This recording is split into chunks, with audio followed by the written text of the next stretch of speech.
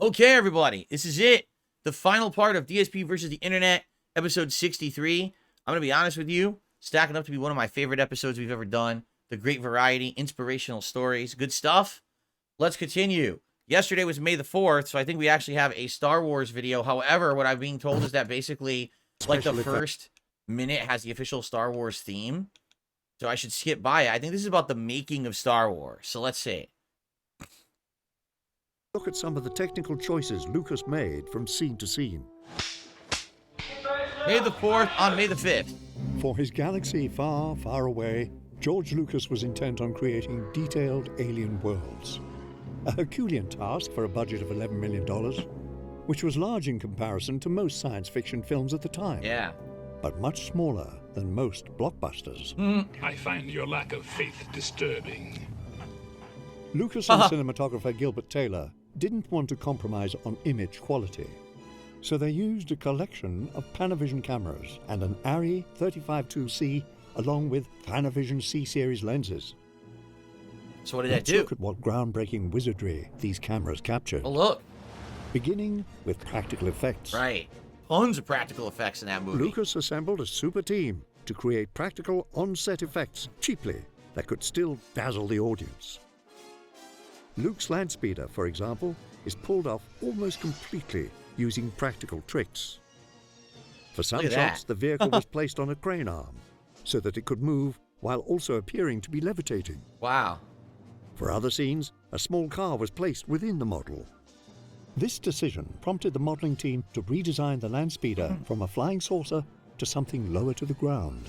Yeah, that could be a car, right. In order to hide the course. wheels, the crew placed mirrors on the sides of the vehicle Look at so that! the desert was reflected So it looks back like at it's the camera. floating. Wow. A crucial aspect neat. that made Star Wars stand out from other sci-fi films was how the props and models looked worn and lived in. Before this, futuristic worlds were dedicated as sterile and clean. George Lucas was determined to create a grittier atmosphere. Well, I mean, that's not necessarily true. Didn't we also have Dune? Right? Because Dune also was supposed to be futuristic, was like almost post-apocalyptic in a dirty desert. So this kind of followed that same mentality. This approach also helped the model builders logistically, particularly with the Death Star, which originally was going to be shiny, like the dominant futuristic aesthetic of other films. That was like a moon, like a We real moon. eventually knew Then they that it changed ruins the scale of things to make them shiny, especially silver. It wouldn't look very good. Right. So we definitely went to that aged off gray. A movie about empires and galaxies needed to feel big. So Lucas's epic needed to achieve grandiosity on a budget. What a piece of junk. She may not look like much, but she's got Oh, is that true? Cheetah Man says Dune, the movie, came after the original Star Wars, but the books were written before Star Wars and were likely an inspiration. That's interesting. It counts, kid. One cost-saving solution lay in matte paintings. Paintings, yeah, you could tell The technique backgrounds refers are to paintings, painting but they look backgrounds great. and extras on see-through plexiglass, with a portion left clear to capture the live-action portion of the shot. Yeah, look at that. To pull off the effect, the matte painters needed to match the perspective of the camera along with the lighting and coloring of the scene. The matte painting team were realizing the vision of the legendary Ralph McQuarrie, who had designed a large portion of the locations and characters. Wow, look But at those original state-of-the-art designs. models and matte paintings were only half the battle. They also revolutionized the use of compositing effects. Some of the most dazzling visuals in the film come from the space battles. Yeah, for But sure. at the time, sci-fi spaceships had only one speed: slow. Extra slow. One of the films that I truly enjoyed, was influenced by it heavily, was 2001: A Space Odyssey. And the signature thing for 2001: A Space Odyssey, along with glacially slow moves, was all the moves were linear. And that was because the systems at that time weren't capable of changing speed, because Right. changing the speed of the system changed the exposure of the camera. But this limited movement wouldn't work for George Lucas's vision. He wants full movement, full motion. In order to achieve more dynamic effects, Lucas founded Industrial Light and Magic, a special effects studio which remains at the cutting edge to this day. Lucas sent the effects team a collection of World War II dogfight footage as inspiration for what he was looking for in his space battles. Got him! I got him! Great kid! Don't get cocky! ILM and special effects supervisor John Dykstra completely overhauled existing compositing techniques to create never-before-seen effects. He created a computer-operated motion camera system called the Dykstra Flex. The system allowed for elaborate camera movements that could be intricately planned, such as panning, tilting, and pushing in. Wow, The nothing like team this had would ever place done the model before. in front of a blue screen and then move the camera around it. When the blue screen was removed and the space background was added, the ship would appear to execute quick and complicated movements. Wow, that's The awesome. computer they used was nowhere near as powerful. That's as really cool. They actually didn't move the ships. It was the camera that was moving past the ships. That's neat, man. See, I want to watch more, but I mean, it's a longer video, and I do want to try to get through as many clips as possible. Let's fast forward to just the one more segment. Sound design. Classic sound effects. They're so classic. You hear those sound effects, you know you're in the Star Wars universe, wouldn't be man. Star Wars without its iconic sound design. No matter how stunning the special effects looked, their believability depended on an immersive soundscape. Like ILM, A New Hope sound designer, Ben Burt, pushed his field forward with his work on the film. Sure. He even created a new role in the filmmaking process. The term sound designer has gotten usage in the last decade, really since the Star Wars films began a new interest in creative soundtracks in motion pictures. A sound designer, I called myself a sound designer because I really wasn't functioning just as a production recordist or just a sound editor or just a sound mixer. I did some of the job that all three of those people might do. To create the now instantly recognizable sound. That's awesome. He's Burt testing all had to different think things to get outside something of that the sounds box. good. Take, for example, the lightsaber. The sound of the weapon came from two different, unexpected sources. The humming of a projector and the feedback from a television set. To convey the movement of the lightsabers, Burt played the sound back on a speaker and swung a microphone around in front of it. What happens when you do that by recording with a moving microphone is you get a Doppler shift, you get a pitch shift in the sound. And Right, therefore listen you to can that. produce a very authentic facsimile of a moving sound. Burt also used state-of-the-art synthesizers to create robotic noises like those of R2-D2, whose sounds are a combination of synthesizers and a heavily filtered version of So Burt's cool. own voice, which gives R2 a sense of personality. Where do you think you're going? All right, that was pretty good. May the 4th be with everyone, even though it's 5th. People saying it's Revenge of the 5th. There you go. Okay, let's continue. What's next? You've gotten lost as you walk home from a party on a sweltering night. You've been thirsty for blocks, but can't seem to find any restaurants or convenience stores open where you can buy something to quench your growing thirst. You take a turn down the next side street, and that's when you see it. Like a mirage sitting in front of you is an almost impossibly retro-looking Coca-Cola branded vending machine. Surprised and thankful, you take the opportunity to buy something cold. But upon closer Mystery. inspection, you realize that besides the 5 run-of-the-mill drink choices available, lies an option labeled Mystery.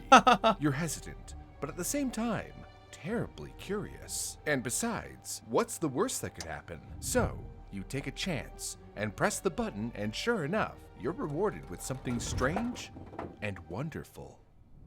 Back in the late 1990s, or 1980s according to some reports, a suspicious soda vending machine that seemed to be from the 70s mysteriously appeared in front of Broadway Locksmith on East John Street in Capitol Hill, Seattle. But it wasn't its Seattle. archaic appearance that would intrigue locals and tourists alike for decades. It was the handwritten and weirdly faded mystery buttons that would attract people from far and wide, whether they were thirsty or not. After all, as I'm sure anyone who has used a gotcha machine, opened up a loot box, or doom scrolled on TikTok will tell you, the thrill of the unknown is a powerful thing.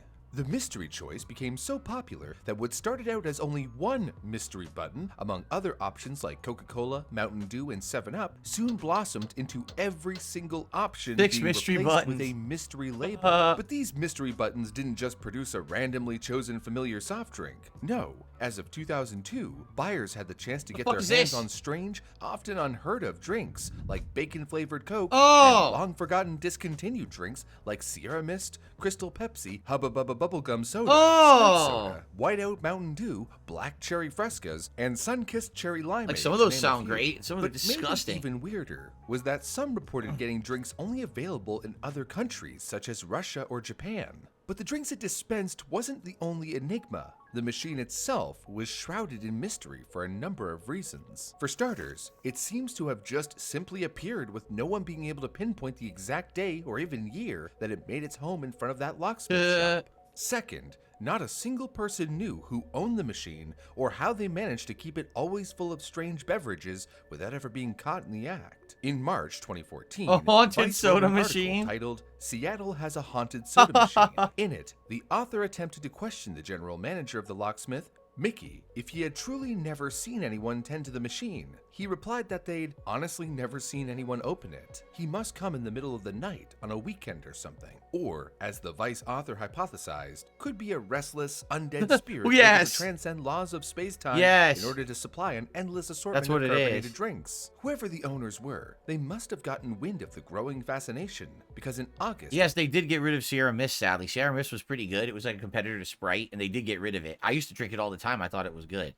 2011, a Facebook page was created called Mystery Soda Machine, and throughout the years, they would post photos of the machine and people using it with captions in first person from the point of view of the machine. But then, a month after the article was released, a photo of a man and a woman filling the machine was captured on April 26, 2014, and posted to Twitter. This dissipated the ever-growing conspiracy that the machine was kept running by some paranormal affair, but still didn't give any clues as to the actual identities of the owners. What about a paper trail? Wouldn't the owners have needed to have a valid permit with the city in order to operate the machine? Well, in 2015, a reporter with the Seattle Times wondered the same thing, but was informed by the city that they had no permits for it on record. And what did Broadway Locksmith really know? The owners of the shop and employees who worked there over the years continually informed people that they had no idea who operated the vending machine. Now, whether or not they kept feigned ignorance in order to capitalize on a growing cultural phenomenon surrounding the vending machine mystery, or if they truly didn't know a thing is... It doesn't make any sense, because if they have no permit, someone could have just immediately came and shut the machine down and confiscated it. So there's no permission for it to be here. Right? It's not their property, so why is it allowed to be there? It doesn't make sense. Not for me to say. Then, around 2017, the usually cooperative machine started to act awry as people began reporting that their change would be taken with nothing being provided in return. And suddenly, in June of 2018, the mystery soda machine vanished. In its place was a note that read, "Went for a walk." A short video of the empty space and note was posted to the Facebook page with the caption, "Going for a walk. Need to find myself. Maybe take a shower even."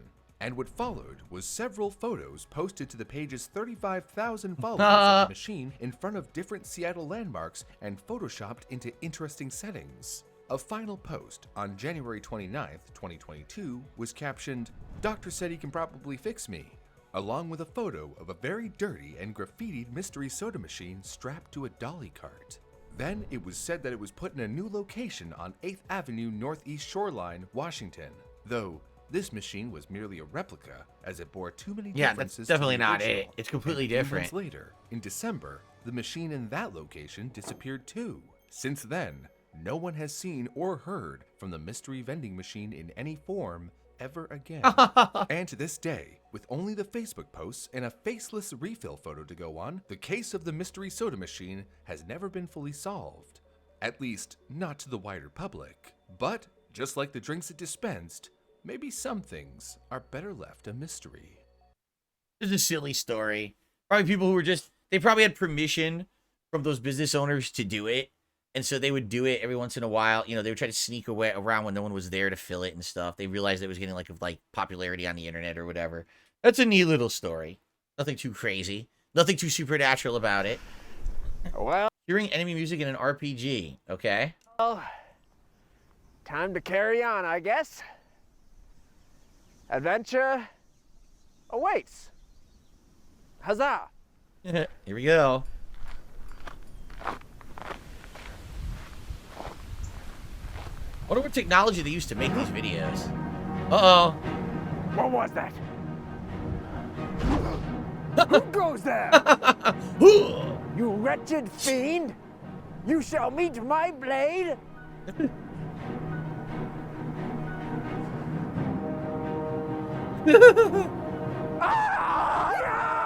Oh! Nice try, scoundrel. But you have been bested by my blade. Now let's see what you have. Nothing. Nope, not interested. Ah, perfect. These will fit quite nicely. Uh-oh. Wait a second. What is that? Where did you go? Get back here, you. Oh. Did you do that? Did I do that? Right there? Yeah, did you kill that innocent farmer I was chasing? I don't know about innocent. He came at me with a scream. He was screaming. He was probably screaming because I was trying to eat him. He's probably running to you for help. That makes a lot of sense. Did you?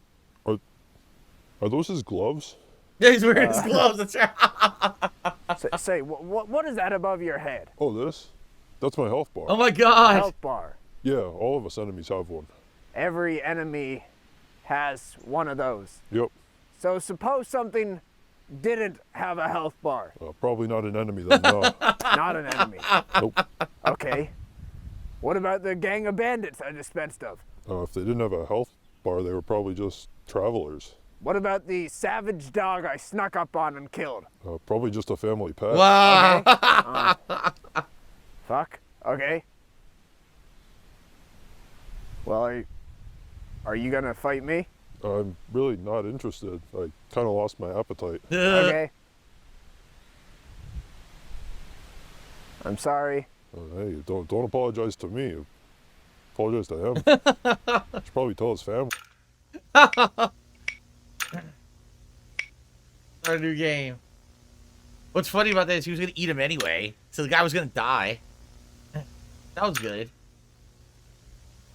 So we have 2 videos left. We have about 10 minutes. I don't know if we're going to get through both, but these are the last 2 videos for the entire week. So we might actually get through every video today, although the last video is very grim. And the last video, like, there's nothing wrong with it. It's a historical thing that happened, but it's about a massacre that happened with a cult. And I don't know if it's going to disturb certain people to watch that. So let's see what the next video is to see how much time we have left, okay? So I don't know what this is. Prichard Colon versus Terrell Williams. And this is from 3 years ago. I don't know anything about this at all. So I guess we're going to watch it and see what happened. I guess something happened during this fight. First few rounds, the 31-year-old Williams seemed to hit Colon with a number of rabbit punches, illegal blows to the back of the head. Williams came back with that right, but to the back of the head, as Colon indicated. Yeah, why did you let him do that? Where's the ref? In the 5th round, Colon appeared to be ahead in the fight when Williams struck him with 2 solid rights. And then... Oh, the shot from Colon may have been, yeah, it was a low blow. He was frustrated, you know, by getting hit so many times behind the head, and the referee was not doing his job. Referee Joe Cooper deemed Colon's low blow intentional and deducted 2 points. Williams taunted... Wait, they're allowing the fight to continue? So one guy's striking the guy in the back of the head, which isn't allowed. The fight continues. He kicks him in the nuts. The fight continues. What the hell's going on here? I thought this is a professional sport. Are they not supposed to stop the fight if people are breaking the rules flagrantly? This is so weird. I wonder what kind of boxing was this? Because I don't think this is allowed in professional boxing, right? Huh. Colon, who continued complaining about the rabbit punches. Dark Magus says, Sierra Mist is now called Starry. Pepsi lost the name rights, forgot to renew, and someone bought the name. Now they had to rename it. At least that's what's going on. Oh, Starry. I never tried Starry. I have to look into it. Okay. Come here, Jim. Listen to me. You don't stop hitting back here. You stop hitting low. I'm going to disqualify both of y'all. You understand? Williams was on a roll at the 7th. Then he hit Colon behind the head again. Dude, he did it again. Canvas. Come on, get up. Come on, get up. You got a few minutes. Come here, come here, come here. Cooper penalized Williams 1 point for the illegal blow. That's clearly an illegal Look punch at this, man. should Come rightfully on. get 5 minutes to recover. Ringside doctor Prichard Ashby examined Colon and concluded he could continue the fight. So I'm being told, see, I don't know this. I don't follow professional boxing.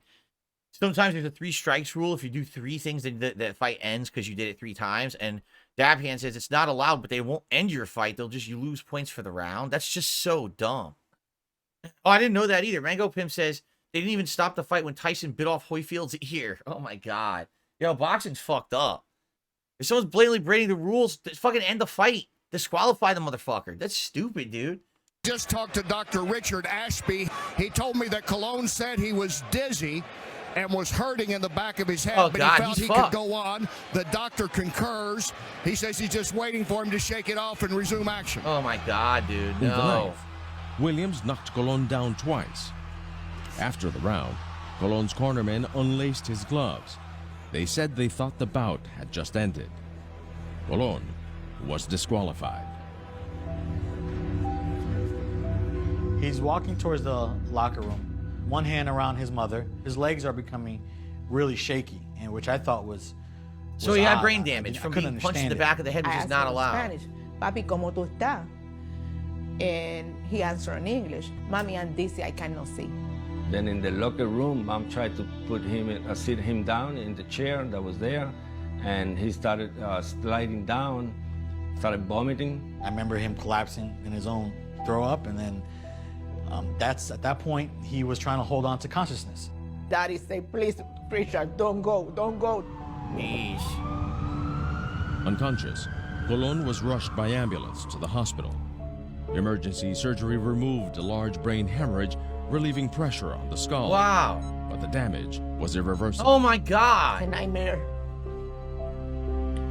It's a nightmare. So that other guy literally should never be able to box again. Terrell Williams should never be able to box ever again. He blatantly broke the rules over and over and over in an attempt to cheat. And he permanently brain damaged this guy. He should be completely banned from the sport. Everything changed that day, that night. It was awful.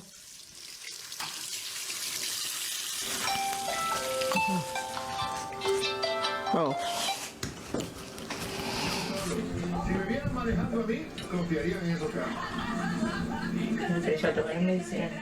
Oh my God, he's bedridden for the rest of his Colon fucking was life. left in what doctors call a vegetative state, unaware and unresponsive.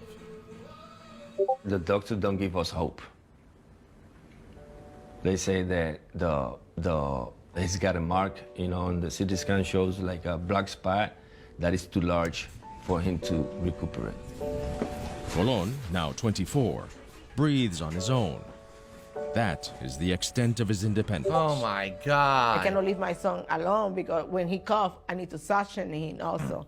So because he cannot swallow, he's a feeding tube. Colon's parents are divorced, but his father has come daily to help his mother care for him. I try to speak with him. I try to talk to him. I take him outside. You like this, right? ¿Te gusta? Salir afuera. I read the Bible. I read newspapers. Salmo 105:37. This is fucking I see pictures atrocious. of everything around the room, and I look at him, and his resemblance isn't the same. Sometimes I look at him, and it's just like, is that really my brother? I think it's still with that shock of, that's not my brother. I don't accept it. That is so Faced with fucked, providing man. decades of medical. Seriously, like, so no, I mean, did they change the fucking rules of boxing after this? The moment someone strikes you in the back of the head, it should be over. That's it. You risk that person's dying or being permanently put into a vegetative state for the rest of their life because you're an irresponsible douchebag and you shouldn't ever box ever again. I mean, it doesn't make any sense to me. Right? Like, I don't get it. How is that allowed? And continued. I don't know. I'm pretty pissed off watching this video right now. I'm legit angry that the sport is that fucking stupid. They just allowed it. I mean, like you saw the referee's like, oh, deduct some points. Look what just happened. Deduct some points, huh? Does Terrell Williams still box? This is fucking pissing me off. Really? Waffins, no, Waffins, I know you became a member today, but the new thread for next week will be tonight. We cannot watch your videos today. We're actually at the end of the show right now. You say it's part of the job. No, it's not. Fed Roger, it's not part of the job for someone to break the rules to hurt you. There are rules against it for a reason. You understand? Like, the guy broke the rules over and over and over during the fight. And basically, nothing was really done. Care. The family wages an ongoing battle against exhaustion and despair. Wow. That Papi? Yeah, looking good. Huh? Every time I go to the room, I expect it like a preacher say, Mom. I expecting that word. Is preacher say, Mom? For me, it's like it's coming, the recovery. I do believe in miracles. I do believe in miracles. I respect everybody that does. I want to say I do. But it's been a year. Is he ever going to get out? I believe he can wake up, but we don't know when. That's my dream, my hope, my faith to see is God put his hand over my son and he can wake up. Jesus. Terrible. That's it. That's the whole video. Like, again, if it was one thing where he hit him once, it was an accident. It's a freak thing. He was literally, you could see in the fight recap, he literally did it on purpose tons of times in the fight. Like, at least 3 separate times. Even after being warned by the referee, he kept doing it. He did it on purpose. The guy should not be allowed to box. The guy should be in fucking jail. And the rules should be changed. Davian says the only thing that they changed, more padding in the gloves. It has its own problems. People can take so many more punches now. They end up with brain damage from repeated concussions. Trigger says Terrell Williams took a 2-year break. Then he came back. Then he got put on an indefinite suspension after another fight. Why? Why was he suspended? Right? He had 4 more fights after. Who would even want to get into the ring with that guy? I'd be like, you know what? I'd be like, I refuse. I don't even want to give the guy the respect of facing him in the ring because he's a fucking scumbucket who breaks the rules and turn a guy into a vegetable. Right? The family sued him for $50 million. Good. Good. Because they should have, because that was completely despicable what he did. I can't believe that I was able to fight, that people wanted him to fight after that. Really? Injuring the hand of another player? He did the same punches when he came back. What is going on?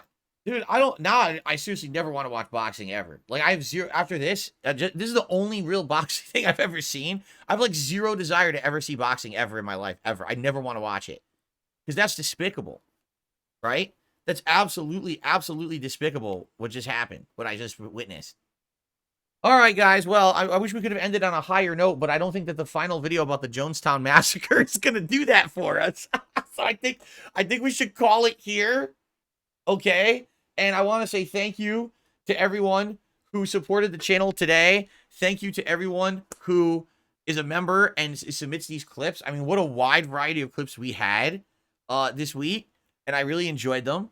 And if you want to be part of the fun, become a member today. Ultra member, we are guaranteed to watch your clips. Submissions tier, good chance to watch in a random playlist. As you saw today, we almost watched every video. Waffins, no, he became a member today. It's not the same day. You don't become a member and then get on that show. It's basically you get 4 chances for the next 4 shows to get your video watched. And I'll actually post up those playlists, or excuse me, those threads on the community tab tonight for next week's show. Okay? All right, but anyway, thank you all. Episode 63 in the bag. I hope you guys enjoyed the variety, and I hope to see you next week, same time, same place, for more of DSP versus the internet. I'll see you then.